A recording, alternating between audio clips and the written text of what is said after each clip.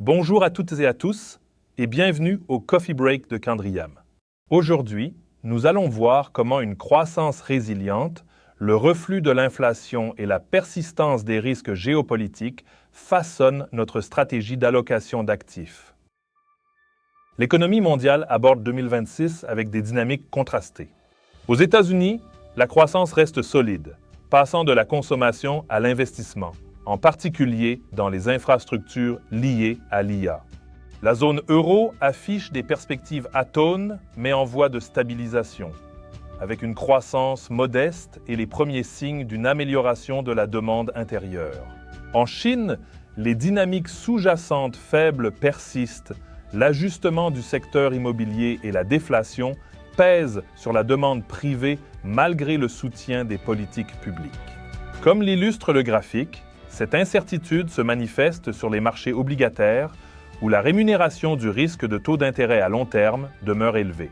Dans ce contexte, les signaux cycliques traditionnels comptent moins, tandis que des forces structurelles comme la relocalisation, l'investissement en capital et la transition énergétique dessinent un récit macroéconomique plus complexe.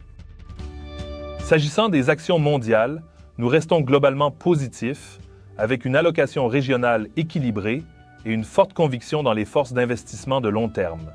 Aux États-Unis, nous maintenons une allocation cœur sur la technologie, soutenue par de solides bénéfices, des investissements liés à l'IA et des fondamentaux robustes. En Europe, les politiques budgétaires et l'investissement industriel favorisent les valeurs moyennes allemandes. Et en Asie, nous nous concentrons sur une IA à moindre coût et sur les leaders des semi-conducteurs où les valorisations sont plus attractives et le soutien des politiques publiques est présent. Ces thèmes confortent notre surpondération aux États-Unis, dans l'UEM, au Japon et sur les marchés émergents. Passons maintenant aux obligations. En Europe, nous privilégions les pays core aux dépens de la dette des pays périphériques et sur le crédit, nous préférons l'investment grade au high yield. Aux États-Unis, des spreads de crédit serrés limitent le potentiel de hausse, ce qui déplace l'attention vers le portage plutôt que vers la compression.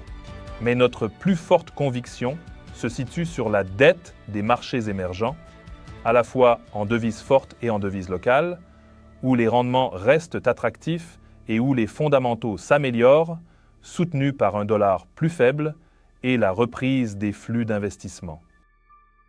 Sur les devises, notre position reste diversifiée.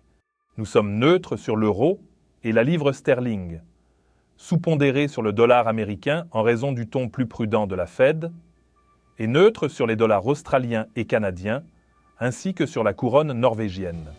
Nous conservons une opinion positive sur le yen japonais, soutenu par une aversion au risque en hausse et l'incertitude mondiale. Merci beaucoup pour votre attention. Nous continuerons à suivre ces événements et à ajuster nos stratégies si nécessaire.